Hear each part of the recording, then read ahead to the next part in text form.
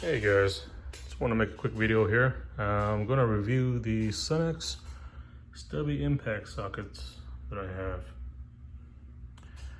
So I do have the 1/2 inch 3/8 metric and then the 1/2 inch 3/8 SAE. The 1/2 inch runs from 10 millimeter all the way up to 24. 24 sitting right here. And then the 3/8 runs from 6 all the way up to 19. And these are no skips as well. And the 19 sitting right there. The 3/8 stubby set goes from 1/4 inch all the way up to 3/4. And then the 1/2 inch goes from 3/8 all the way up to 1 inch. Now, when I bought these, I wanted to buy all of them because from the pricing point, they weren't very much. So it was just, I wanted to have the complete sets in both SAE and the metric. The SAE doesn't get used often, if at all, for now. The metric does see more action than these. So these are made in Taiwan. They are chrome moly. And right now, when I looked online, the only one set I saw was the 3/8. You might be able to find the SAE variation on some other websites, but nothing so far. I'm not sure if production slowed down for Sunex, but I did see that the only thing available on Amazon is the 3/8 set right now. That's going for $48 US. I know Astro does sell their version as well too, but I'm not sure how many pieces are on those, because when I looked at the SAE one, it's probably about the same as this, but so I'm not. You'd have to find out exactly what comes in the Astro version, but still a good option if you can't find the Sunex ones. And just for the purpose of this video, I'll just review this one based on my input from my experience. Okay, so if you notice that the Sunex ones do come with this anodized aluminum socket rail. These are twist lock. Obviously the 3/8 one isn't on that same one because I took it off. I am running it on the Ernst Socket Boss organizer. Just because I have some space issues in my tool cart. Until then, I'll have to figure out what I want to do exactly.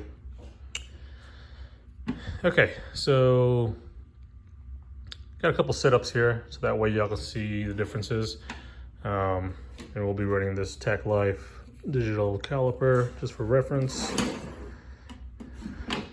Okay, we'll start off with our ratchet setups. Just from a physical look, you can see that there's some difference, and I'm using right now a Matco ADV shallow socket for my 3/8, and these are on both gear wrench flex head ratchets. So we turn this on, we'll zero that out. And then the shallow socket setup is running about 42.17 millimeters. Okay. Zero that out again. And then the stubby set is running at 34.62. So a big difference there.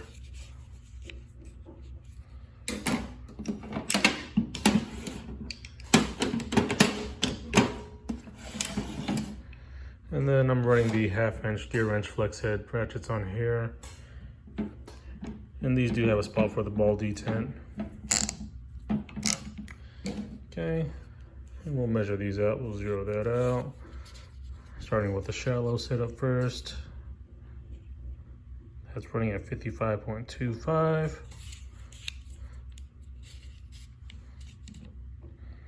And then, oops.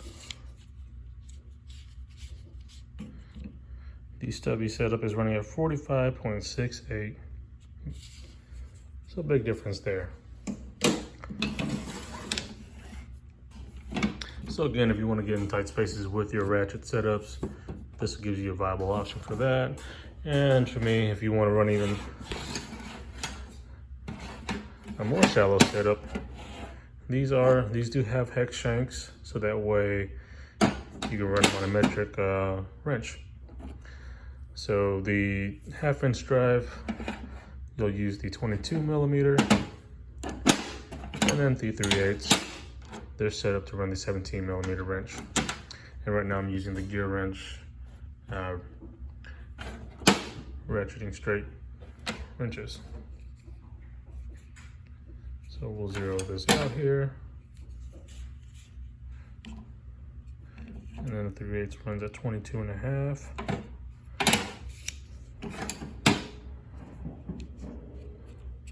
You zero out. And then the 1/2 inch setup runs at 28.13.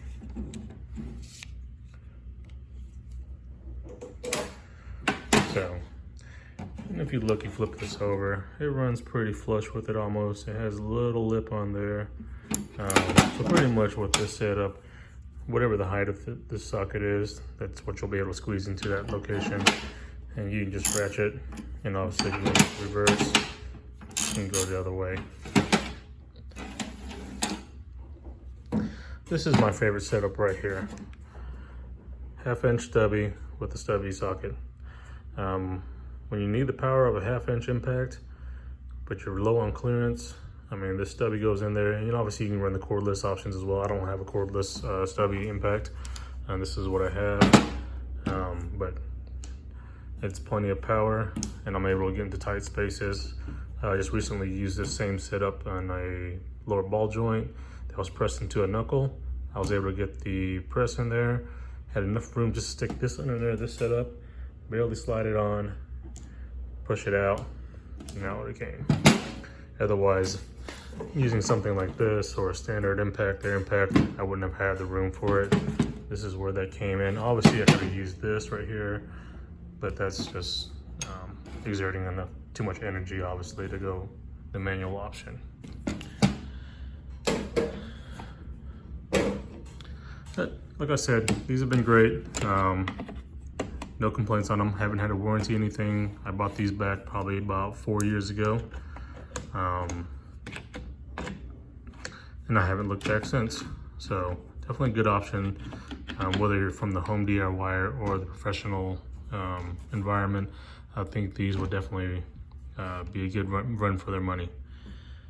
And like I said, they're not too expensive either. If you can find them right now, I'm not exactly sure what's going on with the market as far as the availability of tools, certain stuff, especially from, given that these are coming from overseas. Now, obviously, if you go to the higher brands like Matco, Snap-on, you probably won't have any issues finding them, but you're also going to pay a higher price for them. So out of the pocket, probably at least less than $150, maybe less than $200. If it was, depending on the markups right now for tools. But I know I didn't spend that much on these. So, yeah, if you have any questions, comments, suggestions, leave them below. Like I said, definitely a good option. Been happy with them. So, y'all take care now.